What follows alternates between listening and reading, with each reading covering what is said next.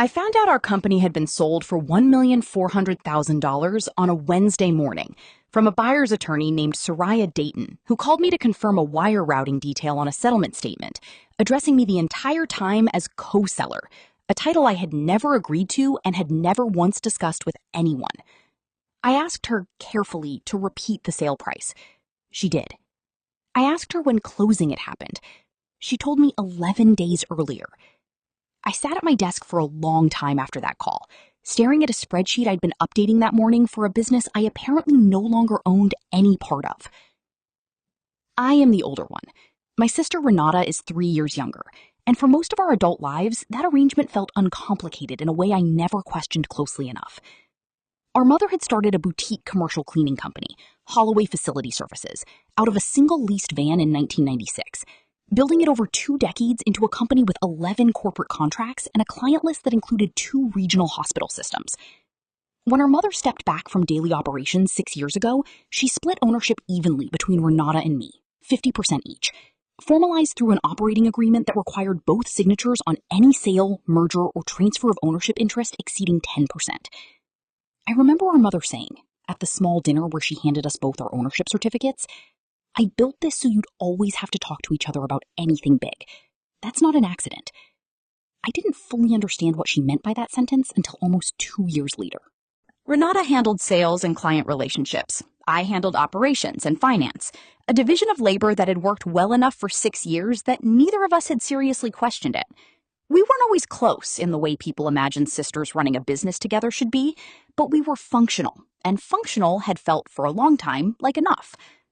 About 14 months before that phone call from Soraya Dayton, a regional facilities conglomerate called Bramwell Sterling Group began quietly approaching mid-sized cleaning and maintenance companies in our market, offering acquisition packages to consolidate territory ahead of an expected wave of hospital system contract renewals. Renata mentioned, in passing, that a Bramwell representative had reached out to her directly, and I told her clearly that I wasn't interested in selling, that our client relationships had taken a decade to build, and I didn't want to hand them to a conglomerate that would likely gut the staff within a year. She said she understood. She said she agreed, actually, that we should keep running it ourselves. I believed her completely. Nothing about the following months suggested otherwise. Renata continued handling client meetings, I continued managing payroll, vendor contracts, and the operating line of credit we used to smooth out seasonal cash flow gaps. If anything felt different at all, it was only that Renata seemed to be traveling more for client development, trips to conferences and regional facility management events that I assumed, reasonably, were simply part of her ordinary role.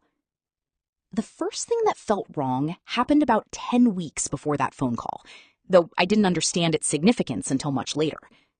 Our accountant, a careful, precise woman named Fabiola Restrepo, who had handled our books for 4 years, mentioned during a routine quarterly call that she'd received a request from Renata for a clean summary valuation of the company, formatted specifically for what Fabiola described as an acquisition due diligence package.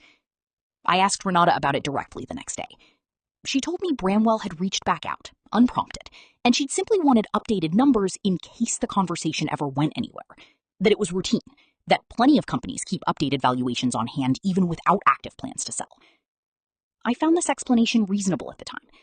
I want to be honest about that, because I think it matters to understanding how completely I trusted her, right up until the moment I no longer could. The second thing that felt wrong happened 4 weeks before the phone call, though, again, I didn't recognize it as wrong until much later, only as slightly unusual. Our operating line of credit, which required both our signatures to draw against beyond a certain threshold, showed an unauthorized, signature-verified draw of $60,000, listed in the bank's internal notes as working capital, ownership transition prep, a phrase that meant nothing to me at the time because I had no reason yet to suspect any transition was underway at all. Then came Soraya Dayton's phone call, and everything before it rearranged itself instantly into a pattern I hadn't let myself see. I called an attorney the next morning, a measured, exacting man named Prentice Oyaleran, who specialized in shareholder and partnership disputes, recommended to me by a former client of ours whose own business had gone through something structurally similar, though smaller. In our first meeting, sitting in his office with a wall of law books, he told me, almost apologetically, he rarely actually opened anymore, He asked me the question I now understand every good attorney in this kind of situation asks early. Do you have any written communication with your sister from the months before this sale?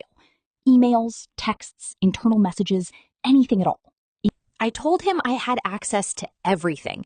Our shared company email archive, our internal messaging platform, years of it. Prentice asked me to compile all of it, unfiltered, in chronological order. And I spent that weekend combing through 18 months of communication with a growing, sick clarity, understanding I was looking for a moment I had lived through without recognizing it for what it was. I found it 9 weeks before the closing. An internal message from Renata to our operations manager, Deshaun Okafor, that had been inadvertently included in a broader team thread when Deshaun accidentally hit reply all months later on an unrelated topic, surfacing the original message in the thread history. It read, "Once the valuation's locked, we just need her signature on file to match the transfer authorization. I can get that handled quietly through the same notary Bramwell's team already uses. By the time she'd even think to check the filing, the wire's already moved." I had scrolled past that thread months earlier without registering it, buried in routine operational correspondence. Prentice read it aloud in his office, twice, and asked the question that would define the next 16 months of my life. Which notary is Bramwell's team using? The notary, it turned out, was a man named Foster Idowu, technically licensed and technically in good standing, but employed directly, part-time, by a document processing subsidiary Bramwell itself retained for expedited closings, a detail that created an obvious and, as Prentice put it, structurally convenient conflict of interest, since the notary verifying my supposed signature worked for the very company benefiting from the transaction. Prentice's investigator, a thorough, unhurried man named Callum Wise, who had spent over a decade doing forensic work in commercial litigation, began building a timeline within days. He subpoenaed Foster Idowud's notarization log and cross-referenced it against my own calendar and email metadata for the date listed on the transfer authorization. The log showed a notarization dated to a Tuesday afternoon, 2:20 p.m., supposedly witnessing my signature in person. My calendar, corroborated independently by a video conference platform's own attendance timestamp log, showed me in a 90-minute virtual vendor negotiation call that same afternoon, camera on, visible and speaking for the entire recorded session, a fact confirmed by 3 vendor representatives on the call who each later provided sworn statements. You cannot be notarized in person at a location you have never visited at the exact hour that an independently timestamped video call confirms your continuous visible presence 11 miles away. While Callum and Prentice quietly assembled this over the following weeks, my daily relationship with Renata continued in a strange, suspended version of normal that I still find difficult to fully describe. She called about the business the way she always had, discussed a staffing issue at one of our hospital contracts, asked whether I'd approved a vendor invoice she'd flagged, and I answered normally, because Prentice had explained in terms nearly identical to what other clients in similar positions have been told, that revealing what I knew before the case was fully documented risked giving her time to move or shield whatever remained of the sale proceeds. "We get one clean opportunity to freeze this properly," he said. "I need you functioning normally on these calls a little longer." So for 6 weeks, I discussed vendor invoices and staffing schedules with a woman who had forged my signature to sell half of a company I had spent a decade building, while a quiet legal and forensic process assembled notary logs, video conference metadata, bank records, and internal messages into a case strong enough to file all at once, rather than risk it leaking piece by piece. The $1,400,000 sale price, once Callum's financial tracing was complete, resolved into a clearer picture than I initially expected. After paying off the outstanding operating line of credit, including the unauthorized $60,000 draw, and after Bramwell's standard acquisition holdback, net proceeds came to approximately $1,210,000, all of which had been wired entirely to an account Renata had opened 9 days before closing, an account with no listing anywhere reflecting my 50% ownership interest at all.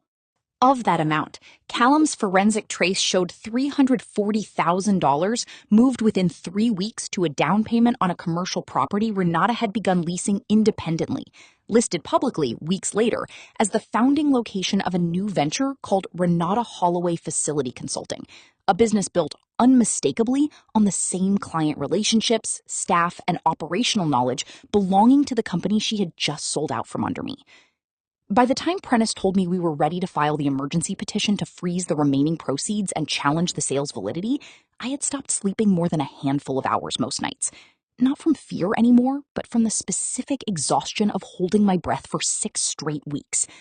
I remember sitting in his office the morning we filed, watching him sign the cover page, and feeling for the first time since Soraya Dayton's phone call, like the ground under me had actually stopped moving.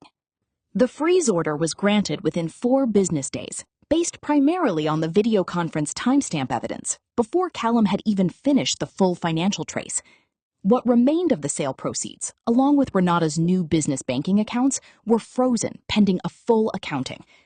I learned later, through a former shared employee who still speaks to both of us, that Renata's initial reaction to the freeze was disbelief, an assumption that the bank had made some kind of processing error, followed by several days of increasingly frustrated calls to her own banker, demanding an explanation neither of them yet understood.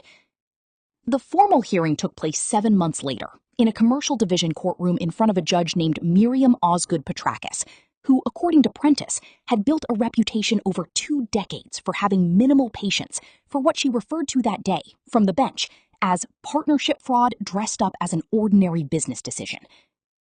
Renata's attorney tried to argue that the transfer authorization reflected an evolving verbal understanding between us about the direction of the company, an argument that required the court to believe I had verbally waived a $700,000 ownership interest at some conversation nobody could specifically name, date, or produce any corroborating record of whatsoever. Judge Osgood Petrakis asked, with a dryness that visibly unsettled Renata's attorney, how an evolving verbal understanding produced a specific notarized signature at a specific conflicted notary's office at an exact hour when independently timestamped video evidence placed me 11 miles away, visibly present on a professional call. The argument did not survive meaningful follow-up questioning.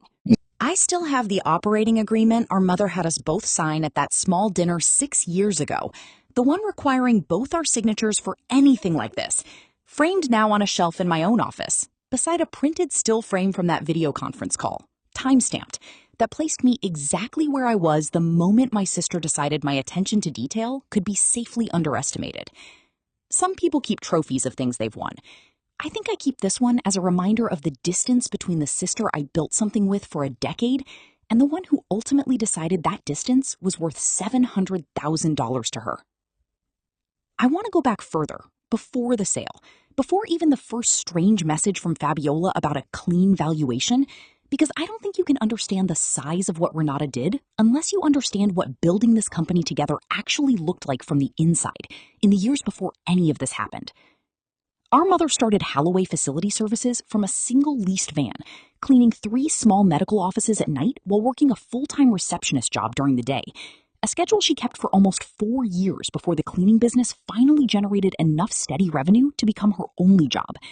She used to tell us, when we were kids too young to understand what any of it meant, that she'd bought that van with a loan co-signed by her own mother, our grandmother, and that she'd promised herself she would pay it off within 18 months or sell the van back and give up the idea entirely.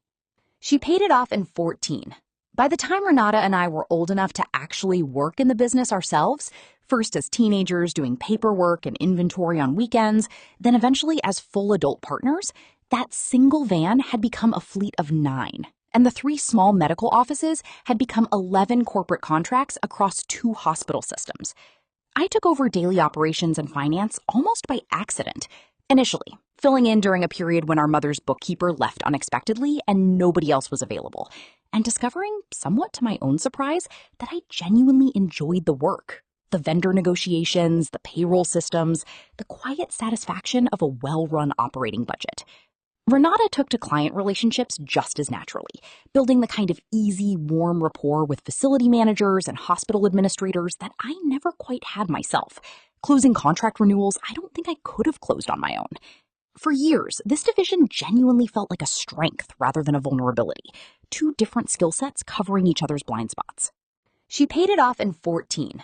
By the time Renata and I were old enough to actually work in the business ourselves, first as teenagers doing paperwork and inventory on weekends, then eventually as full adult partners, that single van had become a fleet of 9. And the 3 small medical offices had become 11 corporate contracts across 2 hospital systems. I took over daily operations and finance almost by accident. Initially, filling in during a period when our mother's bookkeeper left unexpectedly and nobody else was available, and discovering, somewhat to my own surprise, that I genuinely enjoyed the work. The vendor negotiations, the payroll systems, the quiet satisfaction of a well-run operating budget. Renata took to client relationships just as naturally, building the kind of easy, warm rapport with facility managers and hospital administrators that I never quite had myself. Closing contract renewals I don't think I could have closed on my own. For years, this division genuinely felt like a strength rather than a vulnerability, two different skill sets covering each other's blind spots. When our mother finally stepped back 6 years ago, the dinner where she handed us our ownership certificates remains one of the clearest memories I have of her before her own health began declining a few years later. She'd had the certificates framed herself, identical, 50% each, and she made a point, I remember distinctly, of having us both read the operating agreement's dual signature requirement out loud before we signed anything, insisting we understand exactly what it meant. I built this so you'd always have to talk to each other about anything big, she said, tapping the document with one finger. That's not an accident. That's the whole point. I didn't fully understand, at the time, how specifically she seemed to be anticipating exactly the kind of situation that eventually unfolded, though Prentice later told me, gently, that plenty of parents who build businesses with more than one child eventually develop a kind of clear-eyed wariness about exactly this scenario, whether or not they ever say so directly. I want to describe Renata's deposition, 5 months before the actual hearing, because Prentice allowed me to observe it through an adjoining video feed, and it remains one of the more difficult afternoons of this entire process. For the first stretch, she was composed, giving careful, minimal answers her attorney had clearly prepared her for. Then Prentice produced the internal message about the notary, the one that had surfaced accidentally through Deshawn's reply all months later, and asked her to explain it. I watched, through that feed, something shift across her face I don't think I had ever seen in over 30 years of knowing her. Not quite guilt, closer to the expression of someone watching a wall she'd built very deliberately develop a crack in a spot she hadn't planned for.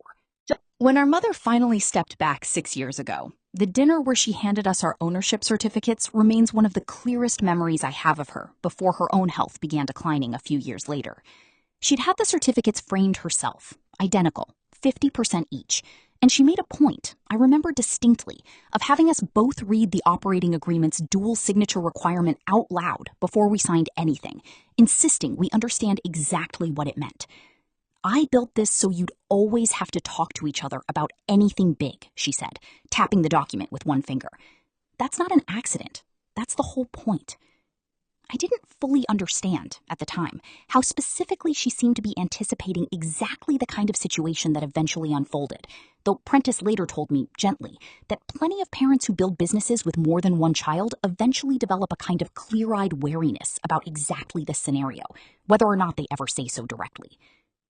I want to describe Renata's deposition, 5 months before the actual hearing, because Prentice allowed me to observe it through an adjoining video feed, and it remains one of the more difficult afternoons of this entire process. For the first stretch, she was composed, giving careful, minimal answers her attorney had clearly prepared her for. Then Prentice produced the internal message about the notary, the one that had surfaced accidentally through Deshawn's reply all months later, and asked her to explain it. I watched, through that feed, something shift across her face I don't think I had ever seen in over 30 years of knowing her. Not quite guilt, closer to the expression of someone watching a wall she'd built very deliberately develop a crack in a spot she hadn't planned for. When our mother finally stepped back 6 years ago, the dinner where she handed us our ownership certificates remains one of the clearest memories I have of her before her own health began declining a few years later. She'd had the certificates framed herself, identical, 50% each, and she made a point, I remember distinctly, of having us both read the operating agreement's dual signature requirement out loud before we signed anything, insisting we understand exactly what it meant. I built this so you'd always have to talk to each other about anything big, she said, tapping the document with one finger. That's not an accident. That's the whole point. I didn't fully understand, at the time, how specifically she seemed to be anticipating exactly the kind of situation that eventually unfolded, though Prentice later told me, gently, that plenty of parents who build businesses with more than one child eventually develop a kind of clear-eyed wariness about exactly this scenario, whether or not they ever say so directly. I want to describe Renata's deposition, 5 months before the actual hearing, because Prentice allowed me to observe it through an adjoining video feed, and it remains one of the more difficult afternoons of this entire process. For the first stretch, she was composed, giving careful, minimal answers her attorney had clearly prepared her for. Then Prentice produced the internal message about the notary, the one that had surfaced accidentally through Deshawn's reply all months later, and asked her to explain it. I watched, through that feed, something shift across her face I don't think I had ever seen in over 30 years of knowing her. Not quite guilt, closer to the expression of someone watching a wall she built very deliberately develop a crack in a spot she hadn't planned for. Her answer, when it finally came, was that the message reflected early brainstorming about how a sale might eventually work if we both agreed to one someday, that it didn't reflect an actual plan already in motion, that the specific language was simply careless phrasing under deadline pressure. Prentice let that answer sit in silence for a long moment before continuing, and I understood, watching from the other room, that the silence itself was doing more work than any follow-up question could have accomplished.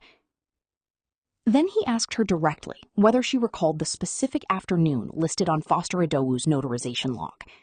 She said she didn't recall the exact date. Prentice produced the video conference platform's timestamp record, my visible, continuous presence on that vendor call, cross-referenced against the notary log's claimed time.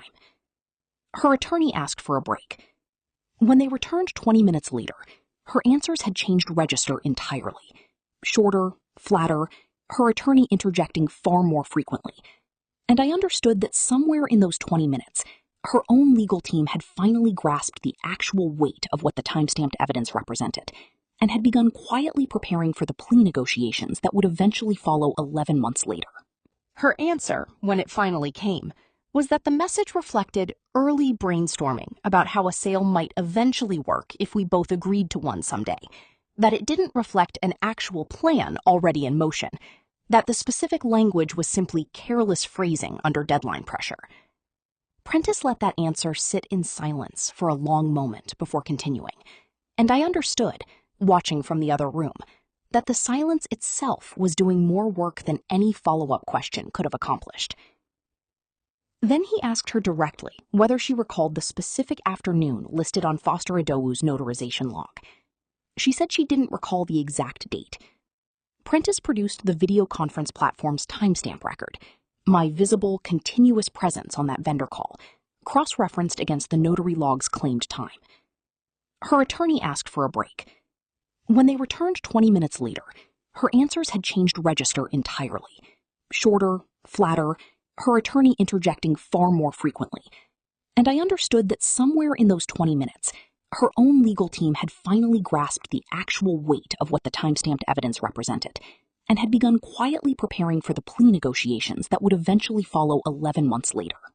I want to say something about Deshawn Okafor here too, because his accidental role in surfacing that internal message deserves more than a passing mention. Deshawn had worked as our operations manager for 6 years, someone I trusted implicitly with day-to-day scheduling and staff coordination, and he had absolutely no idea at the time he hit reply all on an unrelated thread months after the original message that he was about to become the accidental key to unraveling the entire case. When Prentice's team eventually interviewed him as part of Discovery, he was visibly shaken to learn what his careless email habit had inadvertently exposed. Though he also told Callum, in his deposition, that in retrospect, several small things about Renata's behavior in the weeks before the sale had struck him as unusual. Hushed phone calls, a request that he not mention certain scheduling changes to me directly, requests he'd complied with at the time simply because Renata was, after all, his boss too, and questioning her instructions hadn't seemed like his place. I don't blame Deshawn for any of this, and I told him so directly once the case had concluded, over a lunch that felt more like closure than either of us expected going in. He still works for the company now, under its new ownership, and we still speak occasionally, mostly about nothing important, which I've come to appreciate more than I would have predicted. I want to spend a little more time on what those 6 weeks between discovery and filing actually felt like from the inside, because I don't think I did the experience full justice earlier. Prentice had warned me in our second meeting that the waiting would be harder than the courtroom itself, and I hadn't believed him. I thought the courtroom would be the hardest part. I was wrong. The hardest single moment came on a Thursday afternoon, roughly 3 weeks into the investigation.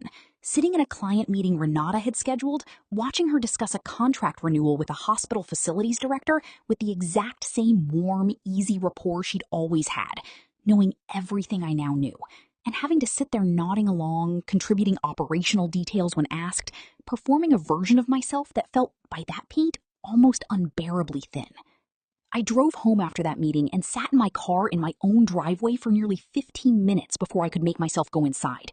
Not from fear exactly, but from the specific exhaustion of holding an entire second reality inside myself while continuing to function normally in the first one. That's the part people rarely understand when a story like this gets reduced to numbers on a page. $1,400,000, a forged signature, a competing business built on stolen client relationships. The numbers are real, and the court cared about them enormously, as it should have. But the actual texture of those 6 weeks was made of ordinary Thursday client meetings and vendor invoice approvals, of sitting across a conference table from someone I'd built an entire working life alongside, smiling through decisions I now understood had already been quietly made without me. After the sentencing, there was a period of nearly 4 months where Renata and I had no contact at all. Not a message, not a call. Nothing passed, even through Deshawn or the small handful of former shared clients who occasionally asked, carefully, how the 2 Holloway systems were doing these days, unaware of everything that had happened. I spent a good portion of that silence talking through the experience with a therapist, working through the specific, disorienting grief of losing a working partnership with someone who was technically still alive, still living across town, and still, in every way that actually mattered, someone I had lost completely. I sold the last of my direct involvement in the original company entirely about 18 months after the ruling. Not out of continued anger, which had mostly settled into something quieter by then, but because I realized I no longer wanted to spend my working life inside an organization that held this particular history in every hallway, every client file, every conversation with staff who remembered exactly what had happened. I started something new instead, smaller, entirely my own. No partners, no dual signature requirements, no operating agreement designed to force conversations that, in the end, hadn't been enough to prevent what happened anyway.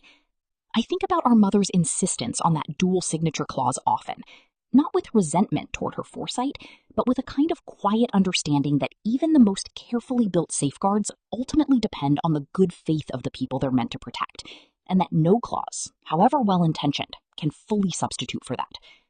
I want to add one more piece before closing, about Soraya Dayton, the buyer's attorney whose routine confirmation call started this entire 16-month process without her ever intending to. About a year after everything concluded, I reached out to her directly, mostly out of curiosity about a detail that had never fully made sense to me. Why she had called me at all, given that the closing paperwork listed only Renata's contact information for post-sale matters. She explained that Bramwell's internal compliance process required a secondary verification call to any listed co-owner whenever a deal involved a dual signature entity, a standard procedure most sellers never even notice because it usually confirms exactly what everyone already expects. In probably 95% of these calls, she told me, I'm just confirming wire details with someone who already knows everything about the deal. Yours was the first time in maybe 6 years where the person on the other end of the phone had no idea what I was talking about.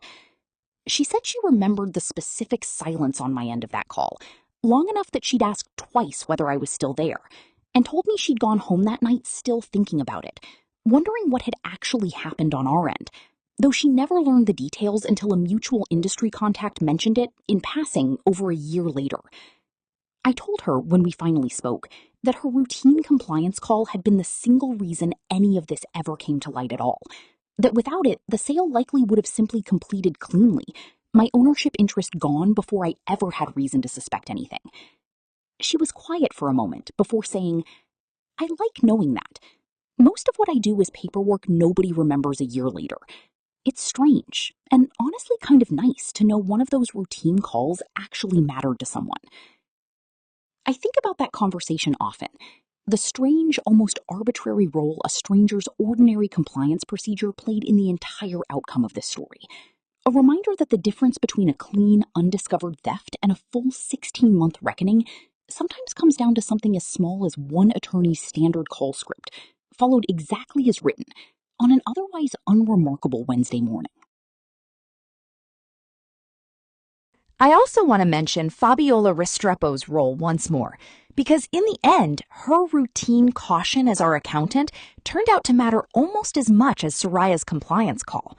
When Callum's team eventually reviewed her records, they found she had quietly and on her own initiative saved a dated copy of the clean valuation request Renata had sent her months before the sale. Not because she suspected anything at the time, but simply because it was her standard practice to archive any formal valuation request separately from routine bookkeeping files.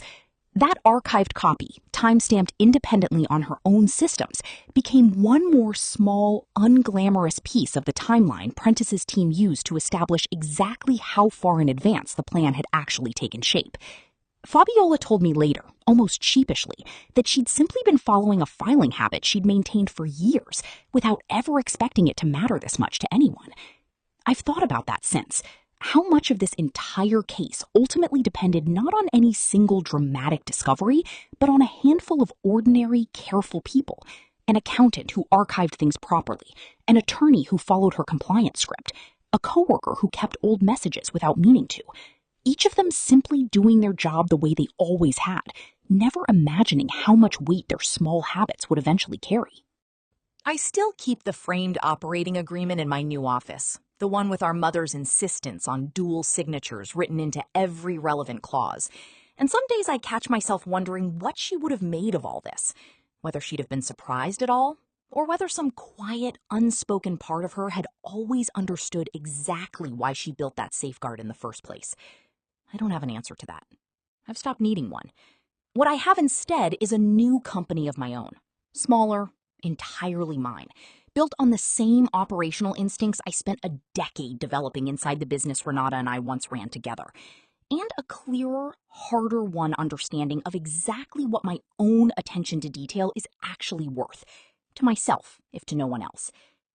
If you've made it this far, I think you understand that this was never really only about the $700,000, even though that number is the reason any court would agree to hear it.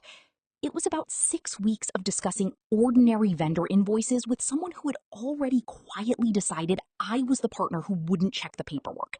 And the 16 months it took to prove, with time-stamped video calls and a conflicted notary's shaking testimony, that she was wrong.